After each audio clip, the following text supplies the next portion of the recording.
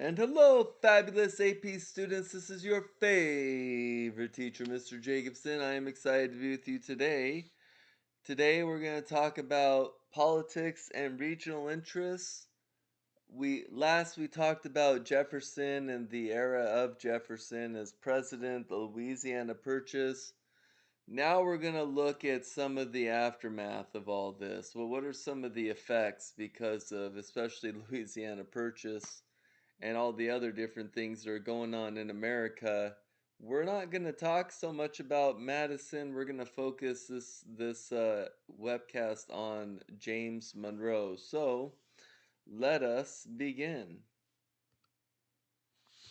All right, so the era of good feelings. So the Monroe years as president were marked by the spirit of nationalism, optimism, and goodwill.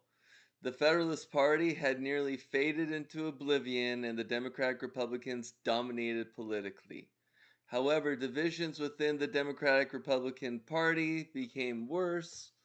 I mean, they don't really have an enemy, right? Anymore. They don't have an opposition party that's causing them to band together. So we're going to see some fractioning happening in the Democratic Republican Party as a result. So James Monroe, he was a fighter in the Revolutionary War. He even suffered with George Washington and many others in the bitter winter of Valley Forge. He became a prominent politician in Virginia, served as Jefferson's minister to Great Britain, served as President Madison's Secretary of State, and he's going to continue the Virginia dynasty. And what I mean by that is that of the first five presidents, that four of them are going to be from Virginia, right? You got Washington from Virginia. Um, you have Jefferson, Madison, and now Monroe. We will not. The only person that's excluded would be Adams, who is from Massachusetts. So nationalism is going to grow under Monroe's presidency. One of the reasons, or some of the reasons, would be the U.S. is going to acquire Florida, so that's going to kind of inspire nationalism. You're going to see things getting passed like the Missouri Compromise, which, was able to sidestep a possible altercation and split the country in half. And then you have the U.S. adopting the Monroe Doctrine, which we're going to talk about in the next webcast more. So anyway, so lots of nationalism going on. People are proud to be Americans, and America is in the rise globally. So we're going to see the Tariff of 1816. What this means is, again, we're not going to go into War of 1812 in this webcast. We're going to do that in the next webcast when we talk about how globally, how is the world viewing America and its interactions with America. But the War of 1812 happens. It happens during Madison's presidency.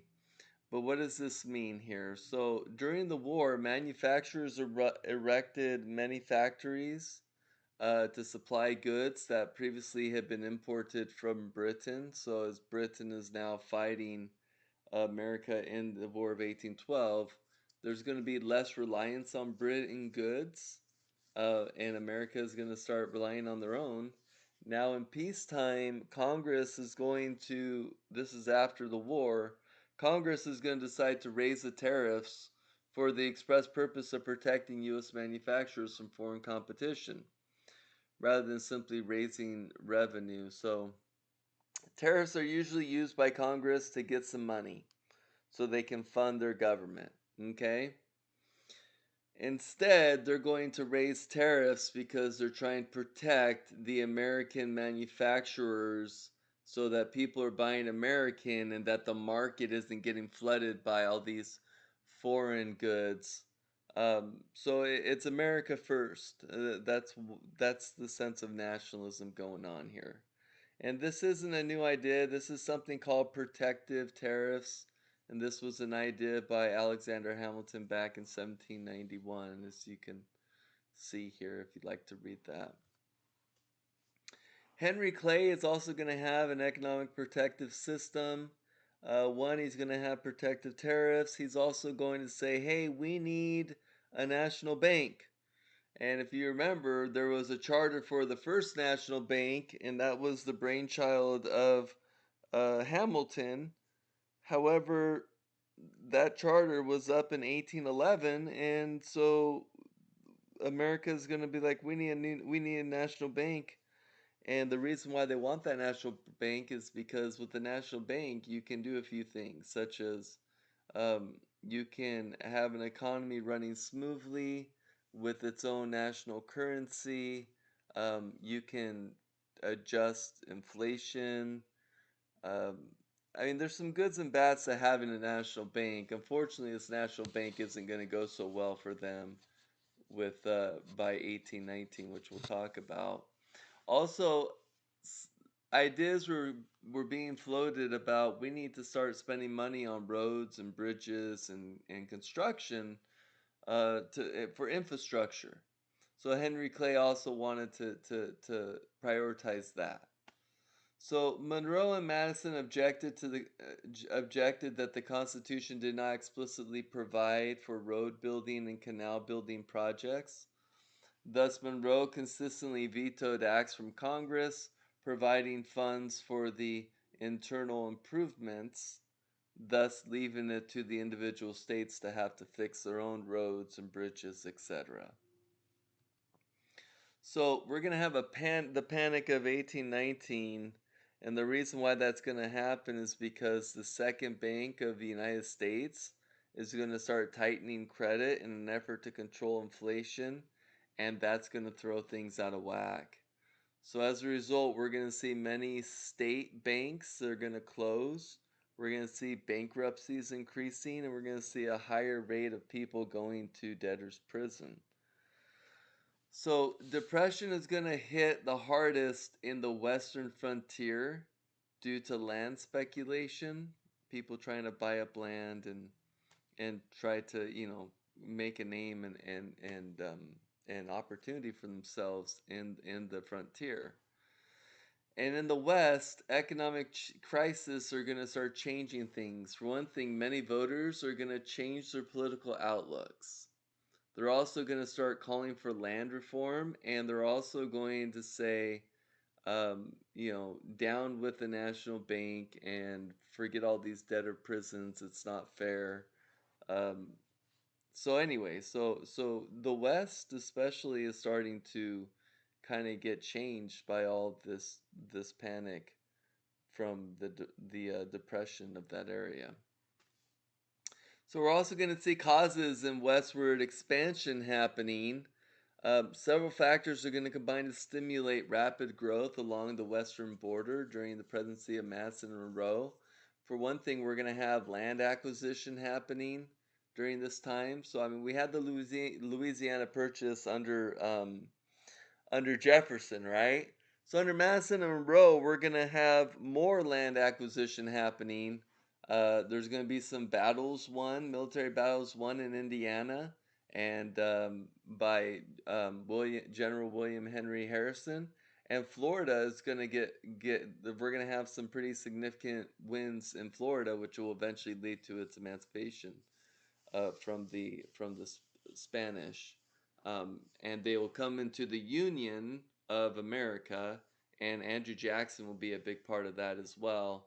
And in the South, we're going to see um, the American Indians, and they're going to lose some pretty significant battles, which is going to lead people in the South to continue further going into places like Alabama and Mississippi and Texas, etc.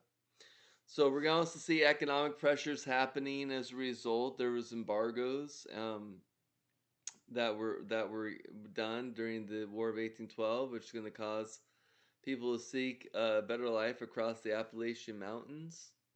Um, Also, tobacco planters in the South needed new land to farm. They exhausted all the land, the soil in the regions of the Chesapeake and Georgia, and people are looking for new land. And so people are expansion west is happening whether they want it or not. People are moving west. Um, Anyway, and so like in places Alabama, Mississippi, Arkansas, you're gonna see that happening, and those are all gonna become slave states as well. You got pioneers, and they're gonna migrate west, and they're gonna migrate easier due to new technology such as more roads and canals. And you also got steamboats and railroads that are starting to come about due to the Industrial Revolution. You have immigrants who are going to be attracted to cheap land, especially in the Great Lakes region, like Ohio, um, and Cumberland and the Mississippi River along those areas as well. Now, there was a potential problem that could have split the country in half, and it was over the issue of Missouri. So, Missouri was the first state within the Louisiana Purchase to ask for statehood and to be let into the Union, right? And ever since 1791-92, when Vermont was entered into the Union as a free state, they also admitted Kentucky into the Union as a slave state. Because there's a delicate balance, political balance happening here, right? So the House of Representatives have more people from the North for one reason, that there's just more population, more people living in the northern states area, right? So in New England and in the middle states, there's more people living there. The industrialization is far more prominent happening in that region. So because you have more people living in those areas, then they have more representation in the House of Representatives. However, the Senate was created so that there would be equal representation regardless if you were a small state or a big state. So in the Senate, the votes remained divided evenly at 11 slave states and 11 free states. So Missouri now comes and says, "Hey, we want to be a state." And the question is, well, is it a slave state or is it a free state, right? And this was a heated debate. Southerners and Northerners alike worried about the future status of other new territories applying for statehood from the rest of the vast Louisiana Purchase as a result. So this was quite the conundrum. Now, there were two kind of solutions, if you will. The first one was the Talmadge Amendment, and this is a representative from New York. His name is James Talmadge, and he ignited the debate about the Missouri question by proposing an amendment to the Bill of Missouri's admission. So the bill called for prohibiting the further induction of slaves into Missouri. So if we allow you in, no more slavery into Missouri, and that requiring the children of Missouri slaves to be emancipated at the age of 25. So that was Talmadge's proposal. Uh, if this bill was adopted, it would have led to the gradual elimination of slavery in Missouri.